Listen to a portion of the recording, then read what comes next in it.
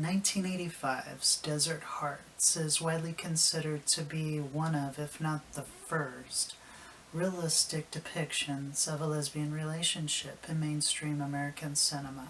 The story takes place in 1959 and centers around Vivian Bell, a very straight-laced, very dull, very dry English literature professor at Columbia University. Vivian has to move to Reno for a short time to get a divorce from her husband, and in Reno she stays at a dude ranch that contains one Kay Rivers. Kay is a complete foil to Vivian. She's a free spirit, and she's open and honest about her sensuality. She's everything that Vivian isn't, and therefore Vivian finds her enthralling, exciting, enticing, and dangerous. Vivian doesn't dare explore different sides of herself, and Kay has to kind of gently nudge her to those places she fears. The film is slow in getting to the exploration.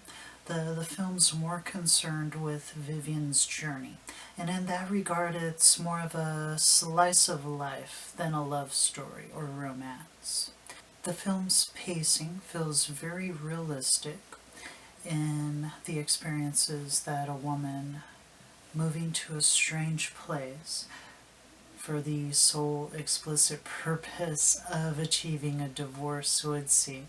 She doesn't get out much, she doesn't interact with the locals because she knows she's leaving, and she's a dry, droll person anyway. She's still waters that run deep enough to drown in. Things change gradually though as Kay pulls Vivian out more and more, outside, out of the ranch in which both of them stay, out of her comfort zone, out of her shell. Things progress more and more until Vivian's uncomfortable to be around Kay. Not because she fears what Kay may bring out, but because she fears what's inside of herself. Again, Kay, being Vivian's foil, is completely open and honest about who she is, what she is, how she feels. And Vivian lacks that capacity, or at least fears, to go to the places in which Kay lives. And therein lies the romance. It's a courtship of sorts, where Kay beckons to Vivian to be honest with herself about how she feels, to get Vivian to come out of her shell, to acknowledge what's within her.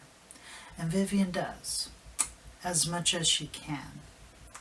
Vivian feels trapped in professional life, and it being 1959, she can't free herself. This film was a very enjoyable watch.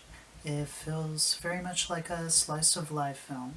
There are very few moments where there's unrealistic expositions or unrealistic situations that the characters find themselves in.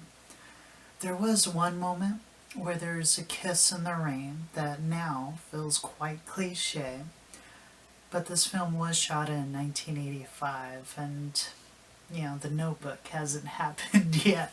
As a viewer from 2019, the kiss in the rain felt quite cliche, especially since they were out and about on a sunny day. Then the rain came so they could have their moment. All in all, this was a wonderful film, and it's required viewing if you're a lesbian. Check it out.